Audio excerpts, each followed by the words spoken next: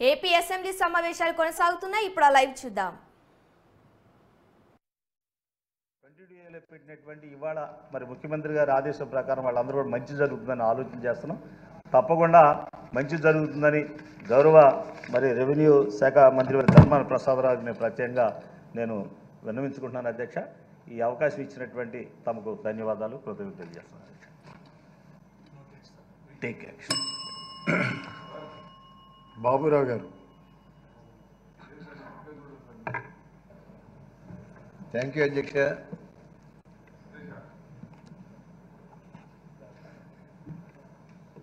ముఖ్యంగా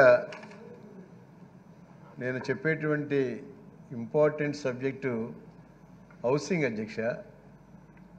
హౌసింగ్ మరి గౌరవ ముఖ్యమంత్రి గారు నిజంగా రాష్ట్రంలో 32 లక్షల ఇళ్ళు శాంక్షన్ చేసి సుమారు 25 లక్షల ఇళ్ళు రాష్ట్రంలో కంప్లీట్ చేసి రాష్ట్రంలో అనేక గ్రామాల్లో ఒక కొత్త గ్రామాలని క్రియేట్ చేసి జగన్ గారు ఒక విప్లవం తీసుకొచ్చి చరిత్రలో చిరస్థాయిగా నిలిచిపోయేటువంటి గొప్ప రాజనీతిజ్ఞుడిగా, సౌంగ సంస్కర్తగా, కారణజన్ముడిగా ఉన్నటువంటి విషయాన్ని ఈ యొక్క సభ దృష్టికి తీసుకొస్తూ, ముఖ్యంగా మా పాయకరావుపేట నియోజకవర్గంలో మామూలు అందరితో పాటు శాంక్షన్స్ మేము 10,000 తీసుకుంటే మేము ఇంకా ఎక్స్ట్రా 10,000 ఇళ్ళు అంటే సొంత స్థలాలు ఉన్నటువంటి వాళ్ళకి ఇళ్ళు శాంక్షన్ చేయించడం జరిగింది.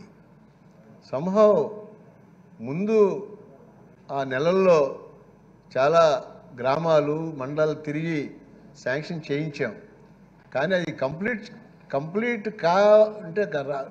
కాబోయేటప్పటికి అనేక ఇబ్బందులు రావటం, తర్వాత అధికారులు కూడా నిజమైనటువంటి ఆ యొక్క చిత్తశుద్ధి మరి లేకపోవటం వల్ల ఇంకా ఆ ఇళ్ళు చాలా వరకు మరి కొన్ని చోట్ల కంప్లీట్ కాకపోవటం, కొన్ని చోట్ల కంప్లీట్ అయినట్టు కూడా పేమెంట్స్ రాకపోవటం మేము చూస్తున్నాం. నేను ఈ సందర్భంలో గౌరవ హౌసింగ్ మినిస్టర్ గారికి నేను ఒకటే రిక్వెస్ట్ చేస్తున్నాను, అలాగే హౌసింగ్ ప్రిన్సిపల్ సెక్రటరీ గారికి కూడా నేను రిక్వెస్ట్ చేస్తున్నాను.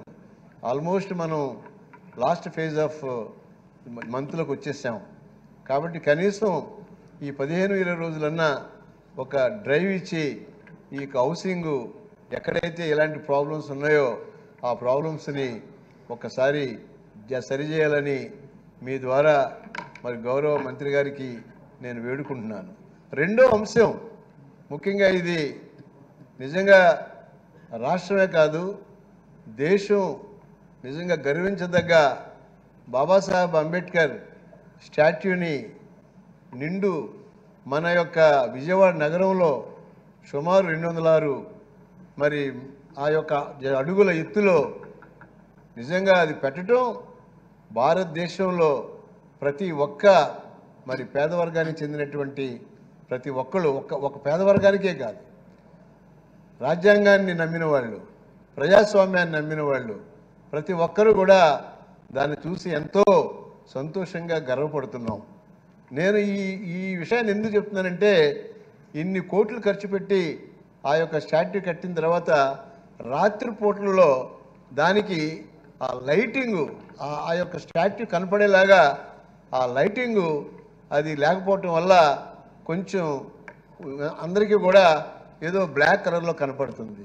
నేను ఇక్కడ గౌరవ సోషల్ వెల్ఫేర్ మినిస్టర్ గారికి అలాగే మున్సిపల్ అడ్మినిస్ట్రేషన్ మినిస్టర్ గారికి స్పెషల్గా రిక్వెస్ట్ చేస్తున్నాను, దాన్ని మీరు ఇమీడియట్గా ఆ లైటింగ్ కూడా ఏర్పాటు చేసి బాబాసాహెబ్ అంబేద్కర్ స్టాట్యూ కాంతివంతంగా ఈ యొక్క సుమారు 100 కిలోమీటర్లు కనపడేలాగా దాన్ని అరేంజ్ చేయాలని ఈ సభ సాక్షిగా మీ ద్వారా వారిని వేడుకుంటూ, తప్పనిసరిగా మీ యొక్క కాలంలో ఈ యొక్క శాసనసభ ఎంతో వికసించిందని విలసిల్లిందని మీ పేరు మా గౌరవ ముఖ్యమంత్రి గారు పేరు నిజంగా చరిత్రలో అంటే సువర్ణాక్షరాలతో ఆంధ్రప్రదేశ్లో రాయటమే కాకుండా వచ్చేటువంటి 3 నెలల్లో మళ్ళీ ఈ యొక్క శాసనసభలో మరి చాలామంది ఎమ్మెల్యేలు మళ్ళీ రావాలని మరి ఈ సందర్భంగా చెప్పాలో చెప్పకూడదో నాకు తెలియదు, కానీ మరి గౌరవ ముఖ్యమంత్రి గారు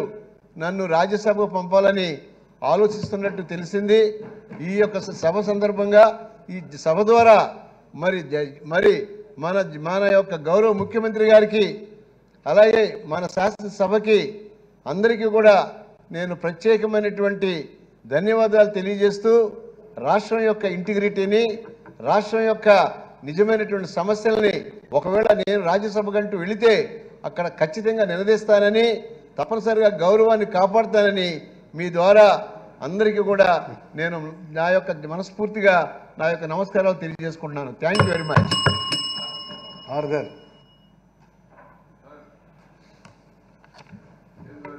ధన్యవాదాలు అధ్యక్ష. అధ్యక్ష, ఈ యొక్క అవకాశం ఇచ్చినందుకు మీకు కృతజ్ఞతలకు తెలుసా. మా యొక్క నందికొట్కు నియోజకవర్గంలో అధ్యక్ష పోతిరెడ్డిపాడు, మల్యాల, ముచ్చుమరి, అలాగే బానకచెర్ల ఈ ప్రాజెక్టుల కింద కొన్ని వేల ఎకరాలు రైతులు ఇవ్వడం జరిగింది అధ్యక్ష. ఈ 4 ప్రాజెక్టుల కింద నేను నందికొట్కు మండలం కానీ, ఐడాల మండలం కానీ, జూపాడు బంగ్లా మండలం, పావులపాడు మండలం. కానీ ఇక్కడ ఈ రైతులకు ఉద్యోగాల గురించి వారు అప్లై చేయడం జరిగింది అధ్యక్ష. దీంట్లో సగం మందికి మాత్రం ఉద్యోగాలు ఇచ్చి ఇంకా సగం మందికి 700 చిల్లరు ఇంకా ఉద్యోగాలు రావాలి అధ్యక్ష. గౌరవ ముఖ్యమంత్రి గారికి నేను రిప్రజెంటేషన్ ఇచ్చి పర్సనల్గా చేసినప్పుడు గౌరవ ముఖ్యమంత్రి గారు సానుకూలంగా స్పందించి వీరికి ప్యాకేజీ కానీ అవుట్సోర్సింగ్ ఉద్యోగాలు కానీ ఇద్దామని చెప్పేసి వారు ఎండార్స్ చేసి కన్సర్న్ డిపార్ట్మెంట్కు పంపించడం జరిగింది అధ్యక్ష.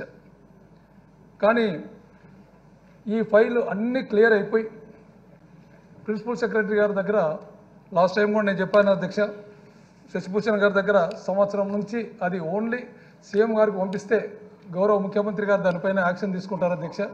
వారికి ఏదో ఒకటి అవుట్సోర్సింగ్ కానీ ఇది ఇవ్వడానికి కానీ చాలా సానుకూలంగా వారు మన గౌరవ ముఖ్యమంత్రి గారు ఉన్నారు కాబట్టి దాన్ని పంపించమని మేము చాలాసార్లు రిక్వెస్ట్ చేయడం జరిగింది.